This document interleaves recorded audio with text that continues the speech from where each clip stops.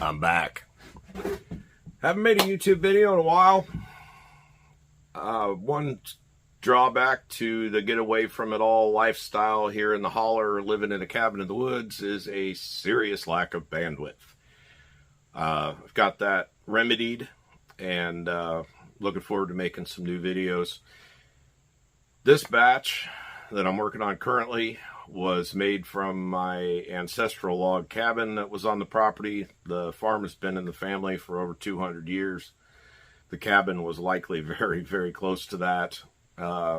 These were huge poplar trees when they were felled, and I couldn't save the whole cabin. I would have liked to have, but I couldn't. It was too far gone.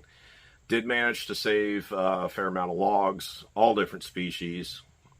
Have no idea how old they are, but they are old.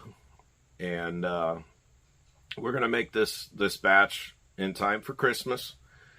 And I'm going to offer a few of them up for sale in addition to sending to my retail stores. And so if you're looking for a Christmas gift idea that is absolutely one of a kind for the fisher person in your life, don't be afraid to reach out and contact me if you're looking for a lure. I've discontinued the store on the website. It just I couldn't keep up with it, and most of my products have been going to the retail stores at this point. But if you need a lure and you can't get to one of the stores that sell my lures, please just reach out and contact me, and we can make some arrangements.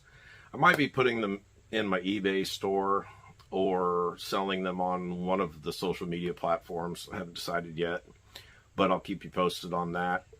And well, enough of looking at me. Let's make some lures. And here's what remains of the log cabin after being deconstructed. Two walls of it were completely decomposed. This is one of those poplar logs. They're massive, but even as big as they are, they're incredibly light. Got some other varieties in here too. I don't even know what all of them are. I've been kind of on the lookout for an American chestnut, but I don't know that I would recognize it if I saw it. Some real nice dowel work, and the joinery on the cabin was pretty impressive. I love that it's still got bark on it after 200 plus years. You can see the ends are rotten on some of them. I'll probably build something out of it. Try to save as much as I can. I got it sitting out here for the time being, but it won't last very long sitting on the ground, so I've got to get something done with it. Here's the piece that we're going to be making lures out of today. Piece of poplar, about 14 inches wide.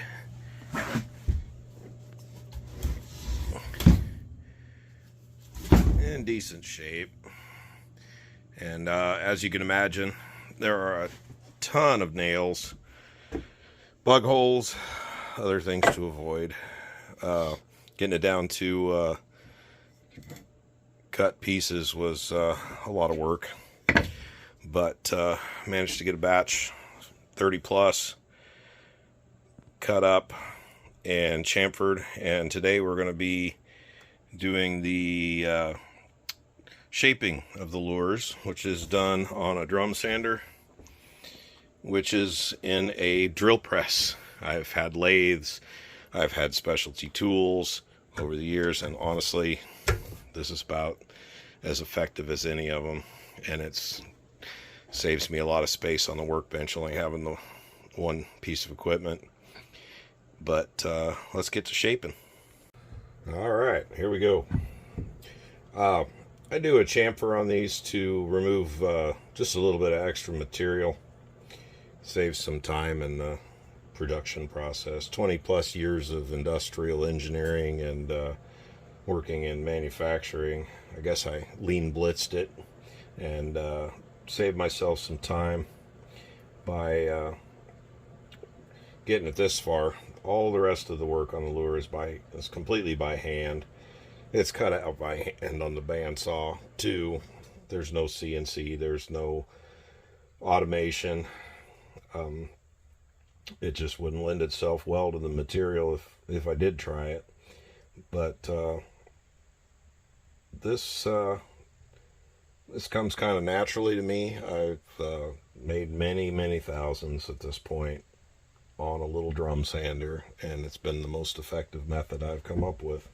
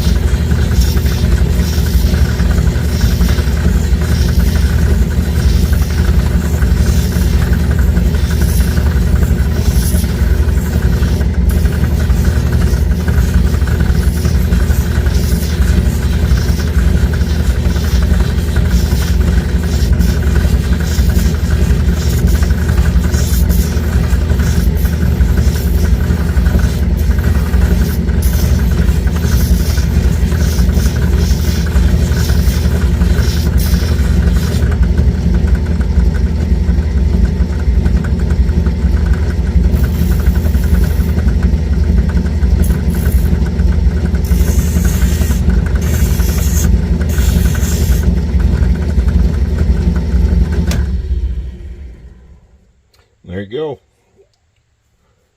There'll be a whole nother finish sanding done on that. And then a couple more sandings after the epoxy process, and more sanding and more sanding. But that's the initial shape.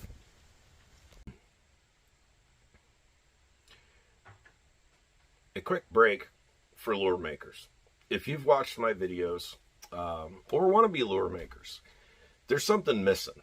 And that what's missing is the hook hangers and the inside of the lure. That's something I've chosen to keep proprietary.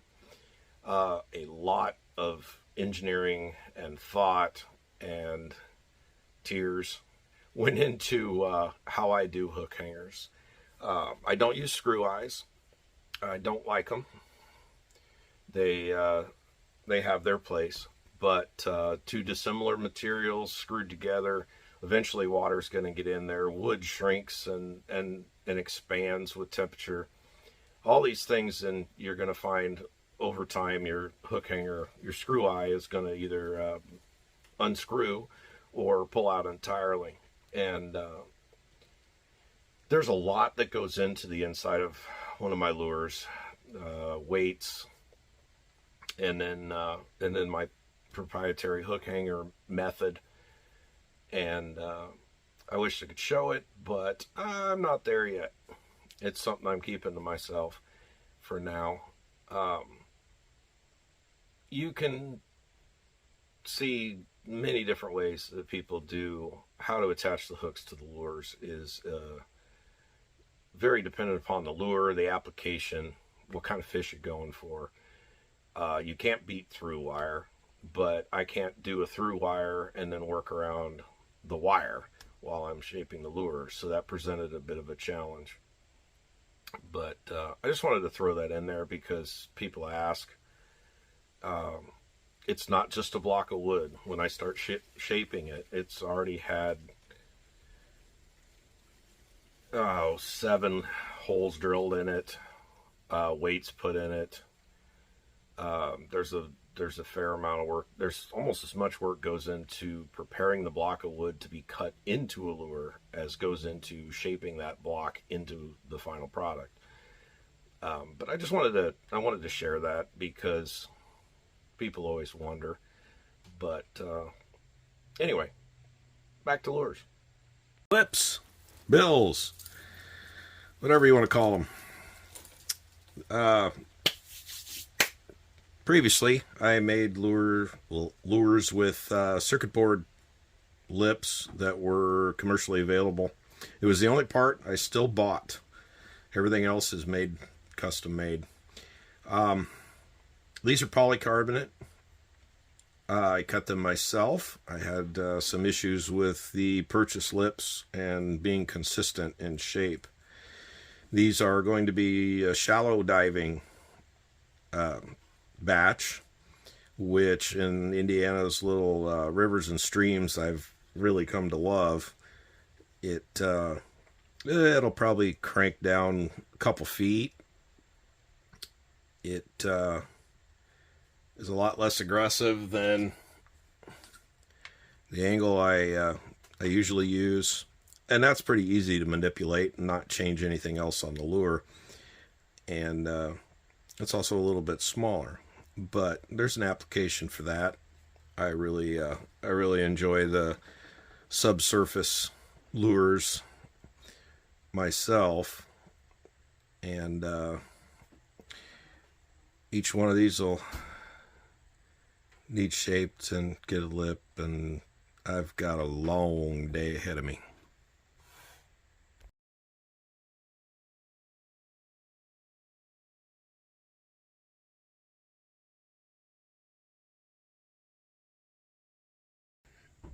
Right, it's eyeball time.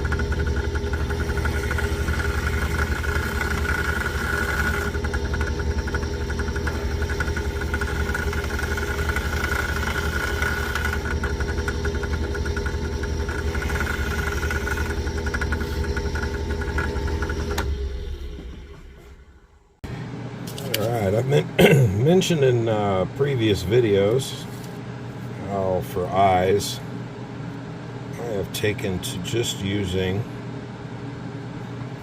these bejeweling eyes, jewels, from your local dollar store type establishment. I do occasionally use some fancier ones, but I'm making a mess.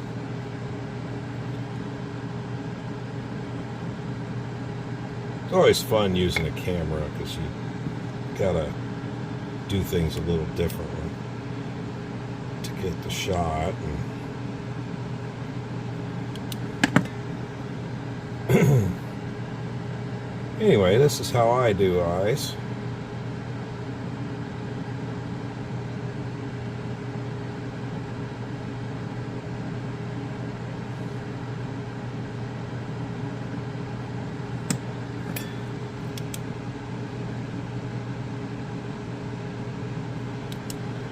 And then they'll get sanded back off, and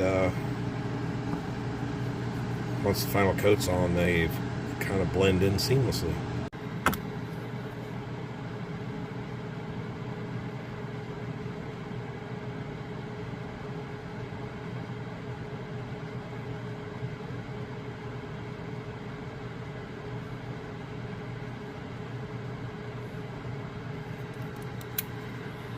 Alright, now it's time for some dipping sauce.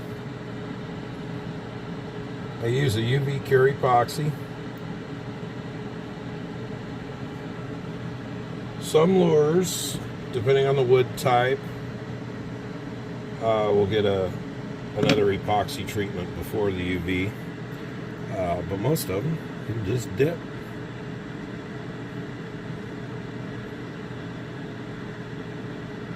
And the first coat's a thick one. My UV oven's pretty straightforward. It's a couple of Amazon sourced high intensity UV spotlights, a mirror, and then you gotta not let that UV light get to your eyes. So, okay, out of the first shot of the UV oven, and this first coat, kind of treat it like you would primer and body work. It lets you see any imperfections, any high spots,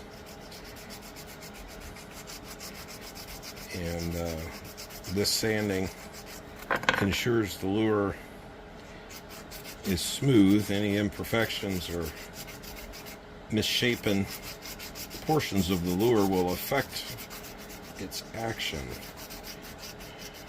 This also lets you spot air bubbles. Air bubbles will stand right out as white, and you want to get those filled before you apply the second coat with just more epoxy. Spot fill it, because you don't want the water and the wood to meet.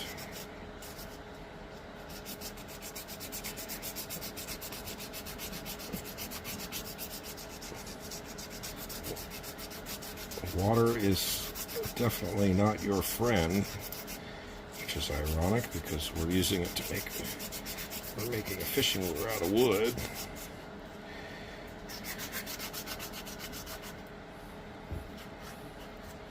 I don't know how much of that was in the shot. I haven't done this for a while, so you'll have to forgive my cinematography.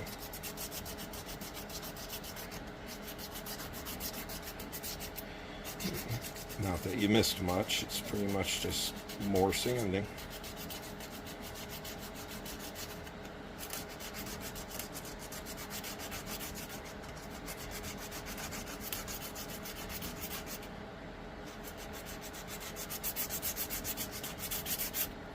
This epoxy's pretty tough. It's got a little bit of give to it. A little bit of forgiveness for the wood to expand and contract. If you go too hard, some coatings are a little too stiff for wood, in my opinion.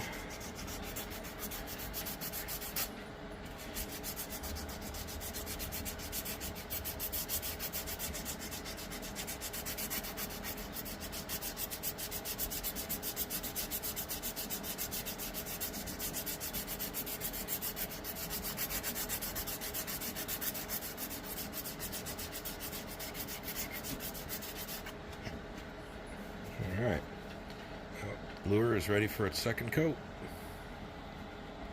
Second coat is a little bit different than the first. First one I like to put on a little heavy for that primer type usefulness. Second coat,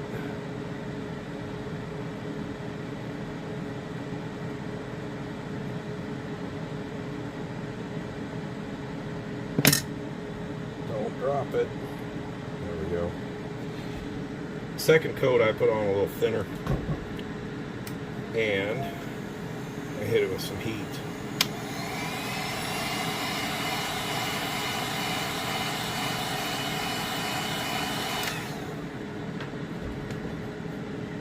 That heat will thin out your epoxy until it's a water-like consistency. Gives it a flawless final coat. Alright, we got a lure almost done.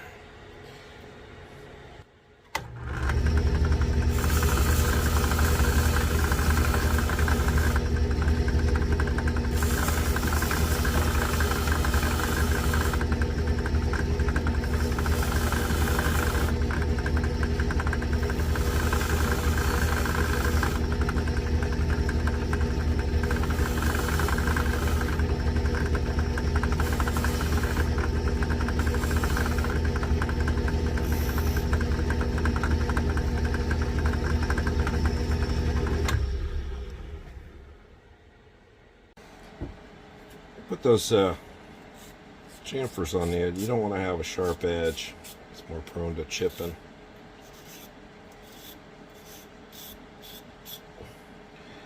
But rounded isn't necessary on these lips. The action is really good. It's just the rounded, squared off edges.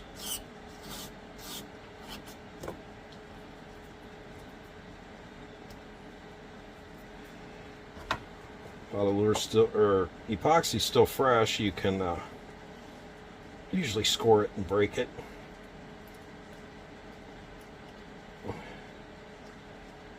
Let's clean this up.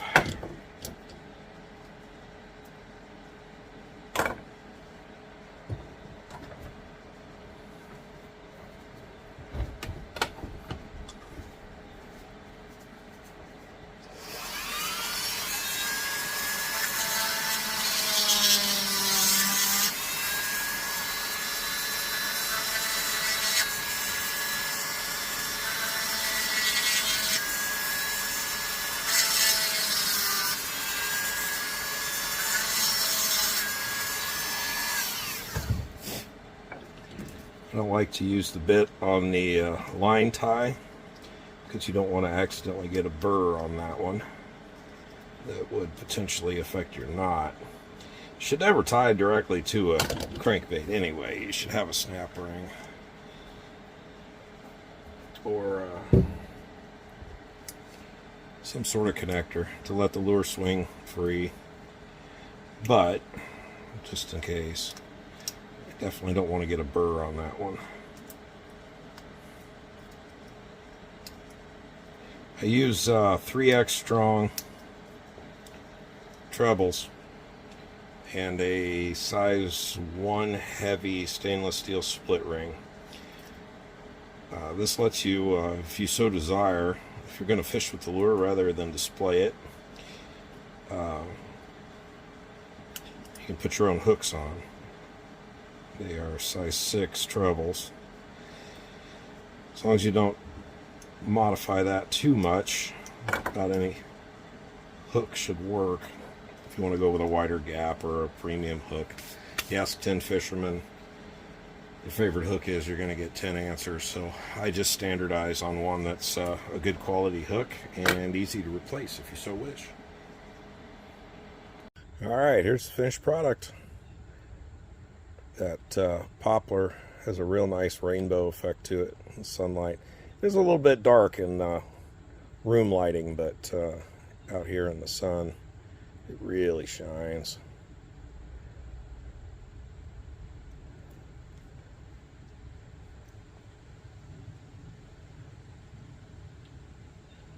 Should be a good lure.